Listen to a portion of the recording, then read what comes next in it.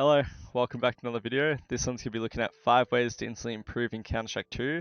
These are things that I've learned from 10 years of playing Counter-Strike and from playing in the top leagues of Australia.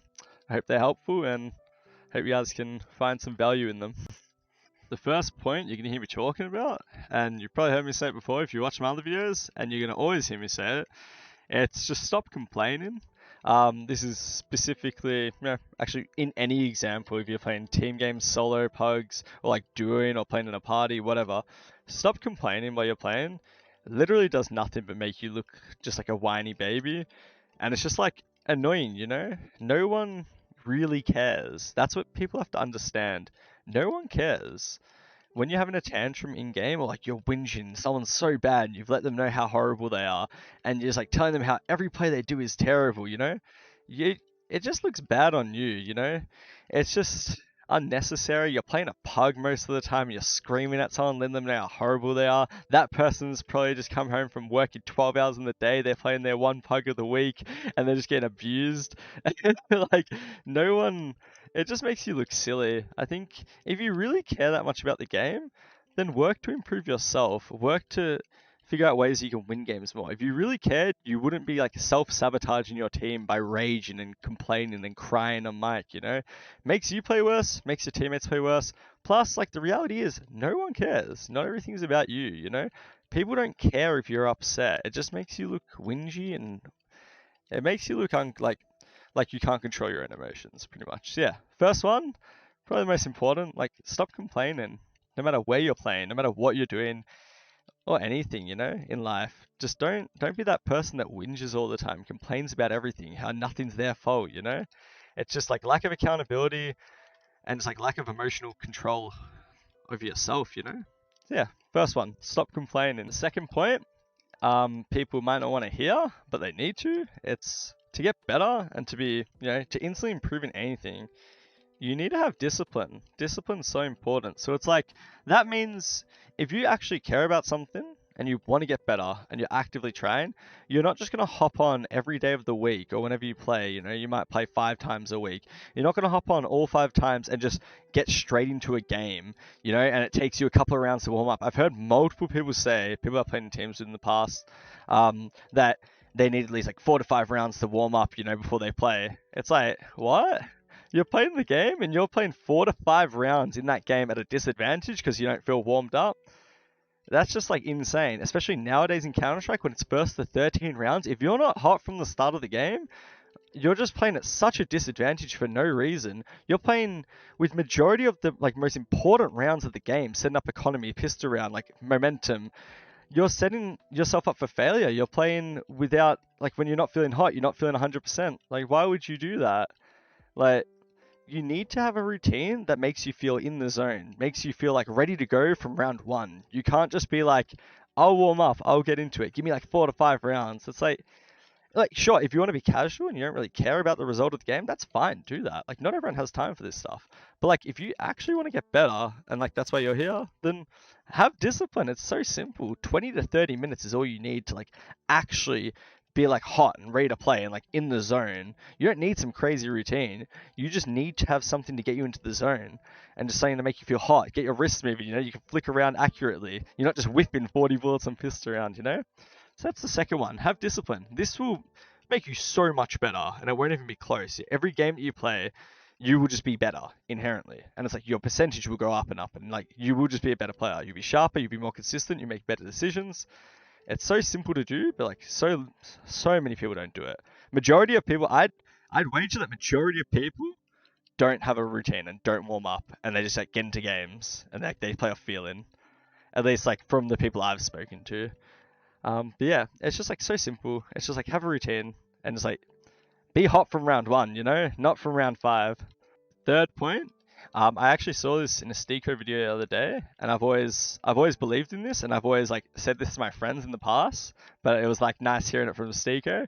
It's just like don't try and change people mid-pug, you know? You're in the game for like 40 minutes on like a long game, you know? Maybe 20 to 40 minutes, you're in a game. You're not just going to change someone's philosophies and like beliefs of how they play and like understanding how the game should be played. all you're gonna do is make people like, if you're like microing people, telling them everything they do is wrong and like how to play and what they should do and how they should push and why aren't they reacting off this, you know?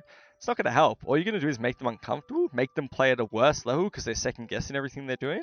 You know, if you actually want to win the game like a pug, then don't control people. Yeah, sure, you can have structure, you can like have a plan, but don't fully micro people down to a T every round. You're not going to make them better. You're going to make them play worse. They're going to think you're annoying because like you're like telling them everything to do in the game that they're just trying to play for fun. And you're going to lose a lot more games. Majority of the time, if you just let people play in pugs, you'll win more games. Obviously, give them information, tell them call outs, and like, you know, if they should push something because like there's X amount of players on the other side of the map, tell them that. But like, don't fully control how they play. Don't just like suffocate them. You need to have balance.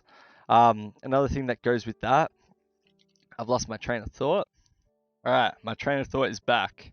The second part to what I was saying about like controlling people and changing how people play, you know, if you have improvements and feedback to give people, definitely do it. Especially if you're in a team. If you're in a team environment, you definitely should do this. Just not so much in pugs, you know. Don't try and change and like make people a different player in 20 minutes, you know. If it's your teammates and you see there's like fundamental issues with how people are playing and like you have a way you can play it better, cool, do that. Speak to people, have a good conversation about it. But don't like control people in pugs and in MM and try to make them players, you know, try to make them ROPs in 20 minutes, you know. It's not going to happen. But yeah, you'll win a lot more games instantly off that fact alone. Yeah. The fourth point of how to instantly improve in CS2 and in anything, honestly, is it's very simple. It's very basic. This isn't rocket science. It's have a good sleep and have good diet. Think about it like this, you know, it's like a normal metaphor I usually use to explain this to people. It's like, okay, you have a car. What happens if you don't put fuel in it? Or what happens if you put the worst possible fuel you can in it? It will break down earlier than like if you're putting the best fuel in it. It will run worse overall. Like the efficiency of the vehicle will go down and the lifespan of the vehicle will drop, you know? So like, why would you do anything different with your body? Obviously, like, you have to be perfect. You don't have to like have a strict diet to a T, you know? You have to be like amazing and like never eat bad foods. It's like, just like try and have a healthy diet. Try and live a healthy lifestyle. Try and have a good amount of sleep. Obviously, it changes for everyone. What some people view as healthy, other people don't. What some people don't view as healthy, other people do. Yeah, it's find what works for you. Find the balance of where like you're sleeping enough to where you feel energized and like ready to play and like just live, and like find a diet which makes you feel happy. You know, you're not depressed all the time because like you're eating junk. Try and find a diet which makes you feel happy, makes you feel healthy, like gives you energy. You want energy. That increases your focus and you'll actually be able to win games more. So many players. I'm going to not play right now just to say this. So many players don't eat before they play. Like 5 hours or 6 hours before they play. Then I haven't eaten anything. And then they're playing a best of 3 and they're burning out mid-series. I wonder why. You need to eat.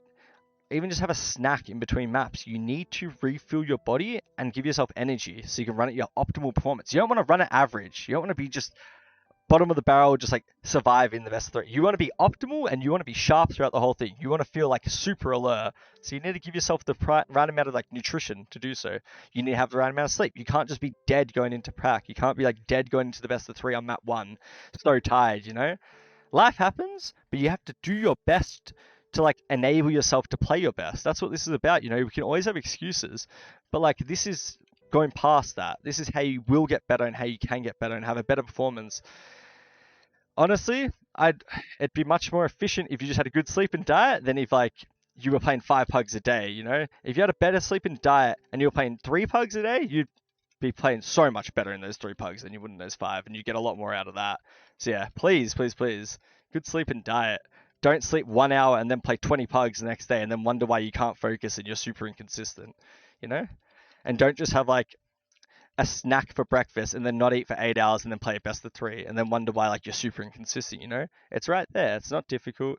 Like enable yourself to be the best you can. The last point, number 5, is more of a mechanical point. It's just like improving your crosshair placement. Seriously, aim higher. That's a cue that helped me a lot. I should unplug my mouse from charging. Cue that helped me a lot. It's just aim high. Instead of like aiming sort of body height, aim head height. Aim a bit too high, you know? If anything, it's easier to aim down than it is to aim up and flick up. A lot of players I see, they go around the corner lazy, micro adjust, and then like shoot.